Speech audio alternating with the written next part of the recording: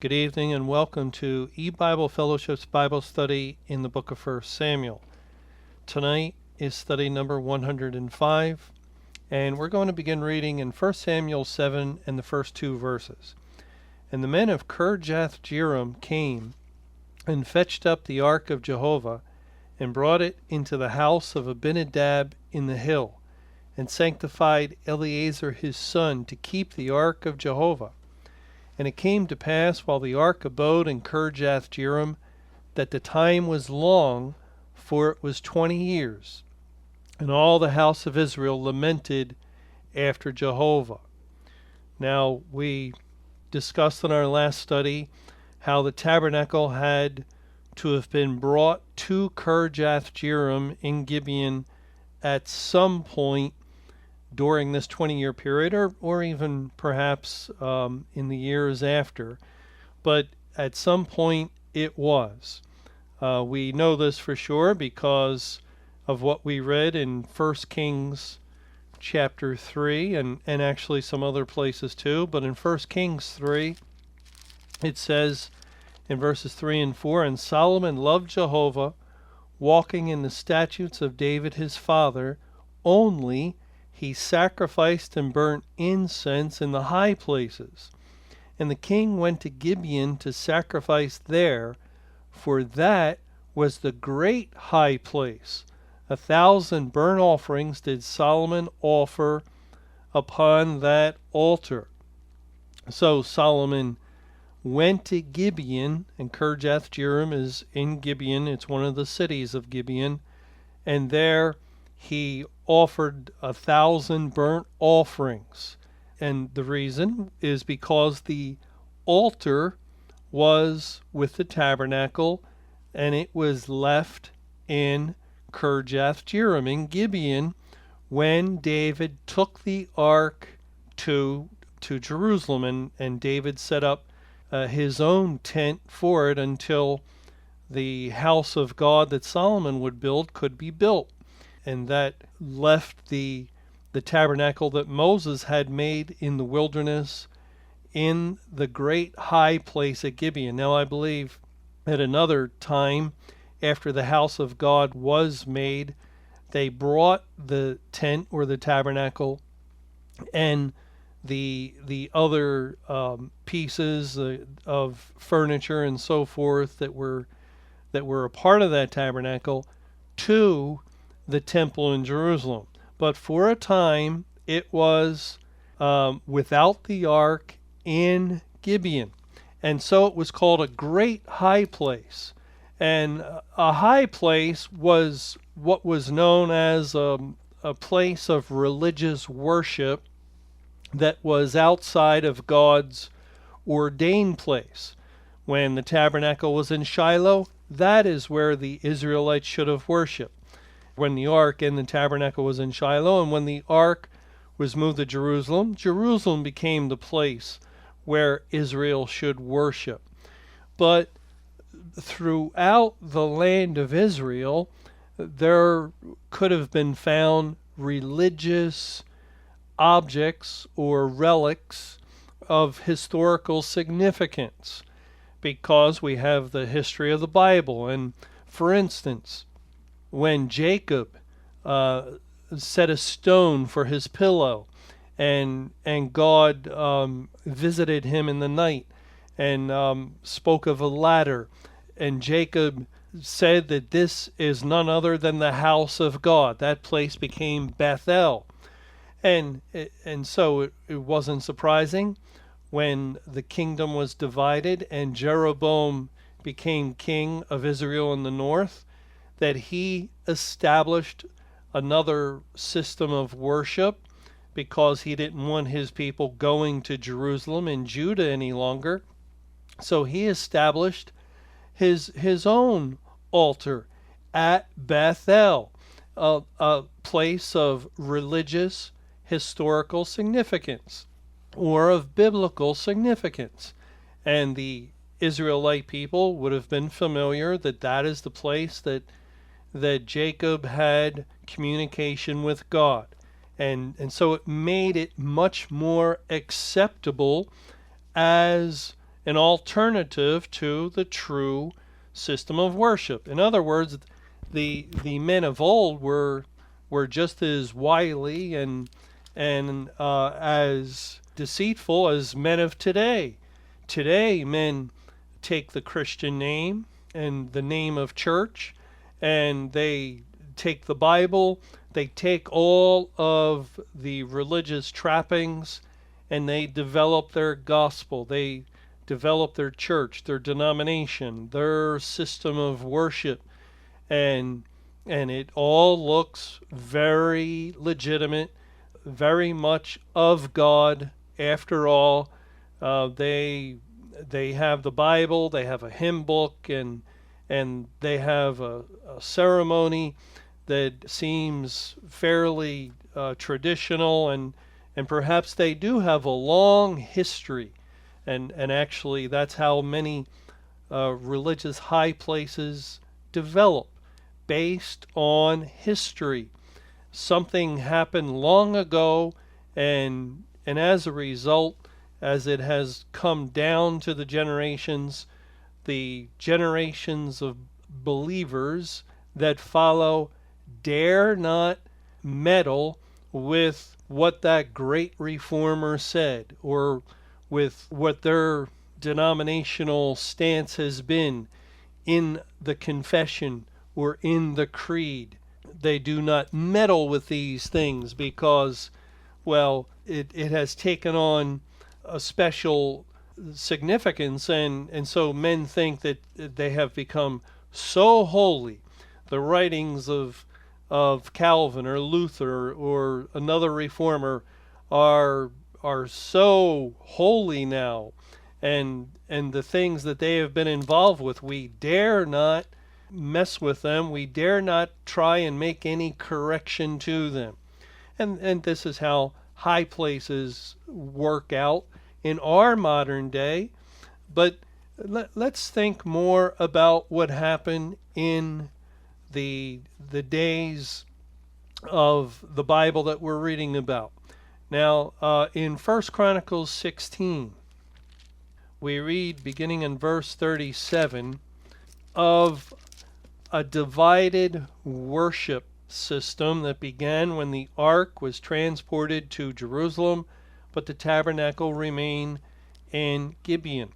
And it says in 1 Chronicles 16, verse 37, so he left there before the ark of the covenant of Jehovah Asaph and his brethren to minister before the ark continually, as every day's work required, and Obed-Edom with their brethren, 68. Obed-Edom also the son of Jeduthun, and Hosah to be porters.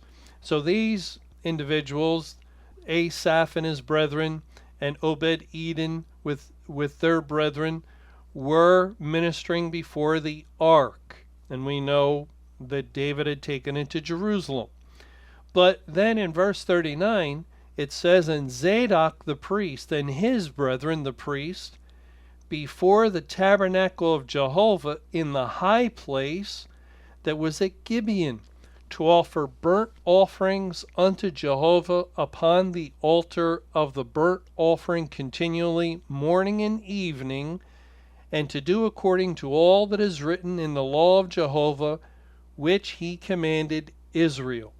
So David had a bit of a problem because the ark had been carried up to Jerusalem, but the daily sacrifices and all the other sacrifices had to be offered on the altar that remained with the tabernacle that was back in Gibeon.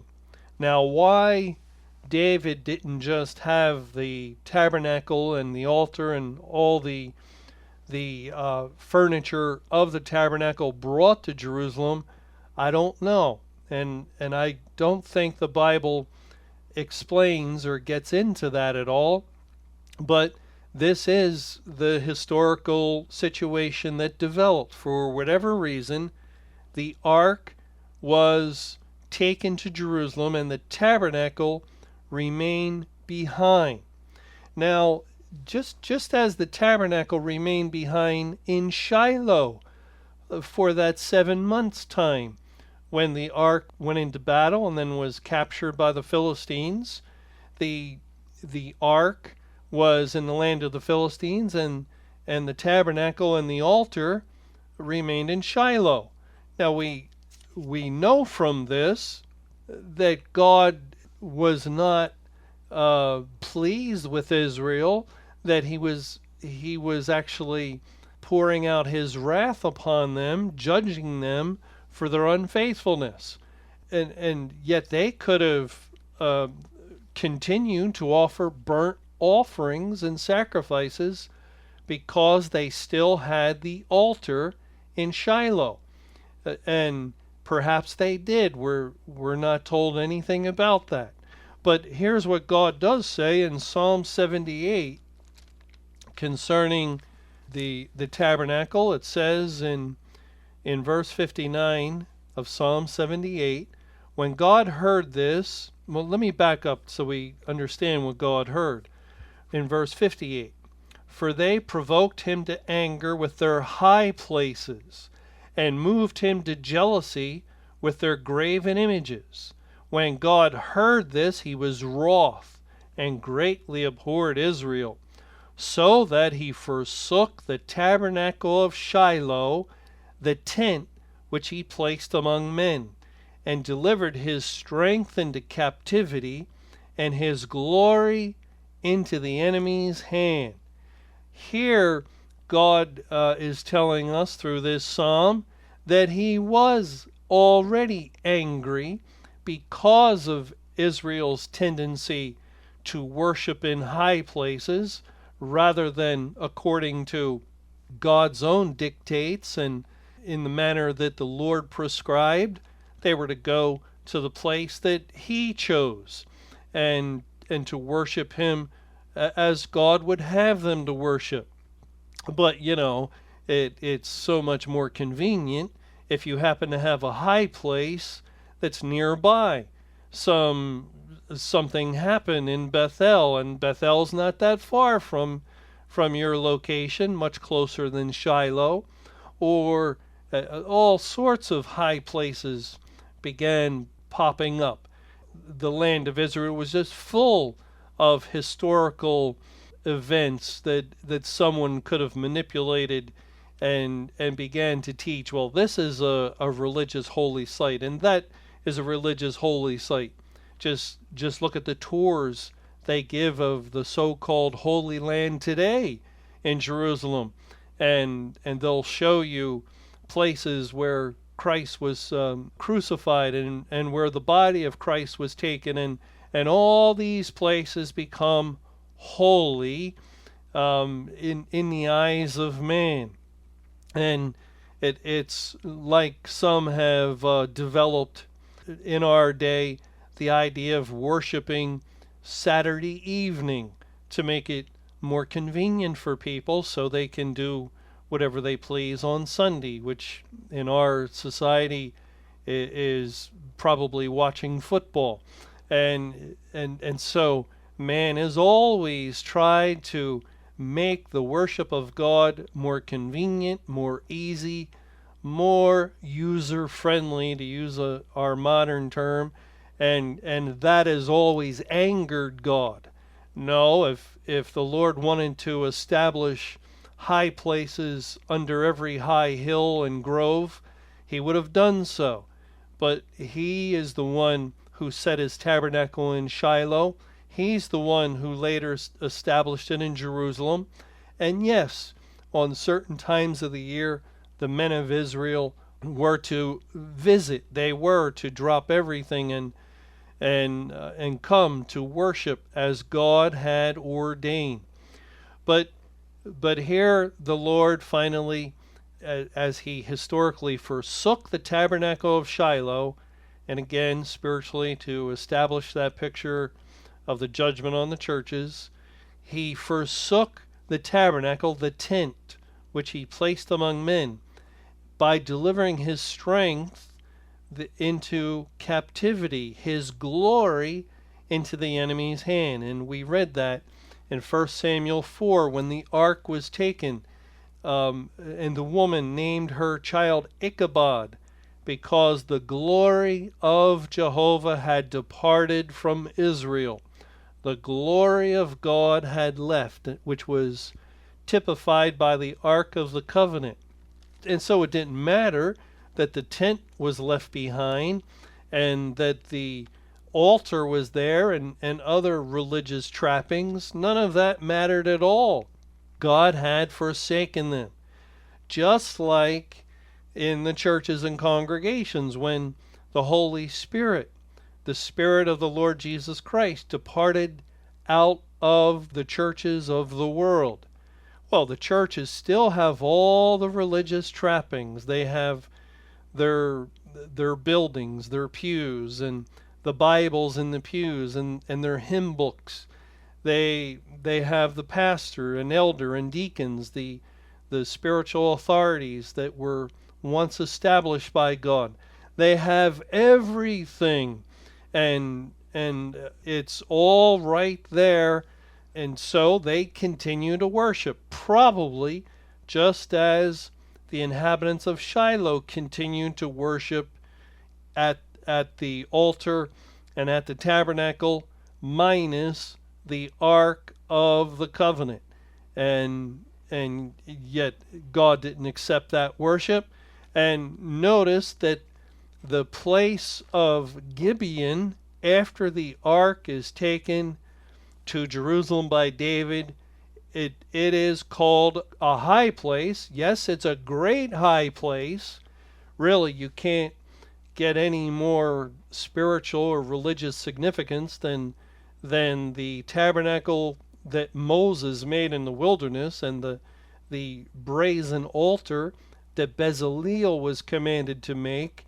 Certainly this had all the outward appearance of holiness and of God's blessing, but it was nothing more, the Bible calls it, than a great high place. So that is, of all the high places, this became the greatest. And Solomon sought unto it, or he involved himself in it. Now, we know that God did overlook the high places for a period of time of Israel. Many of the most faithful kings of Judah, they're said to have done well, and their heart was right in the sight of the Lord, except a statement would be made, and this is made of a king like Jehoshaphat, for instance, who was a very godly king, and the statement is made, except he did not take away the high places. And it's made of several kings like that were, we would say, true believers, faithful men, yet this statement remained, they did not remove the high places. And God allowed that. And so even Samuel, we'll find, Lord willing, if we continue in the study of 1 Samuel, Samuel himself has involvement with the high places. We can read about that in 1 Samuel chapter 9. But God was never pleased with the high places, even if true believers and faithful men had involvement with them. That doesn't make it right. And just like throughout the church age, the churches and congregations maintained their high places, and there were true believers in the churches, and they never managed to remove the high places of the congregations either. But it never makes it right. Now Solomon, in addition to visiting the great high place, he got into trouble by building more of them. We read in 1 Kings chapter 11, and I'll read verses 4 through 8.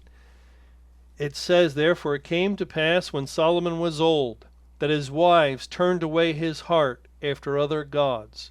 And his heart was not perfect with Jehovah his God, as was the heart of David his father. For Solomon went after Ashtoreth, the goddess of the Zidonians, and after Milcom, the abomination of the Ammonites. And Solomon did evil in the sight of Jehovah, and went not fully after Jehovah, as did David his father. Then did Solomon build a high place for Chemosh, the abomination of Moab, in the hill that is before Jerusalem, and for Molech, the abomination of the children of Ammon. And likewise did he for all his strange wives, which burnt incense and sacrificed unto their gods. Now this tells us that this happened when Solomon was old, and he began to reign in 971 BC, and he reigned 40 years until 931. So probably sometime 930, 933 or 32 or 31 itself, somewhere around there, King Solomon finally, after more than likely much persuading from his collection of wives, he built a high place. Well, if you built one wife a high place, you better build the rest of the wives high places, and they were from various nations, and they all would have had different gods, and so he ended up getting into greater and greater sin, and notice that this is a result of his initial sin of multiplying wives, and perhaps he kept them at bay for years and years, but just as Delilah kept at Samson, his wives more than likely kept at him, and until they would get their way, and finally in a moment of weakness he gave in, he built their high places, and this became a great cause of trespass for Israel. And these high places remained intact for hundreds of years. Jehoshaphat and Ahaziah and other kings did not remove Solomon's high places. We read of one king that did remove high places. It was King Hezekiah, and we read in 2 Kings 18 of Hezekiah in verse 4, and it says, "He removed the high places, and brake the images, and cut down the groves, and brake in pieces the brazen serpent that Moses had made. For unto those days the children of Israel did burn incense to it, and he called it Nehushtan." Now, this is speaking of Hezekiah, who was a very godly king, and he did well, very good in the eyes of the Lord. He did go about removing the high places, but he did not remove them all, because he did not destroy the high places that Solomon made. We know that's true because we'll read that of a later king, Josiah. And so it doesn't say he removed all the high places, but he went about removing some of them. And there's just a great number of these things in the land of Israel.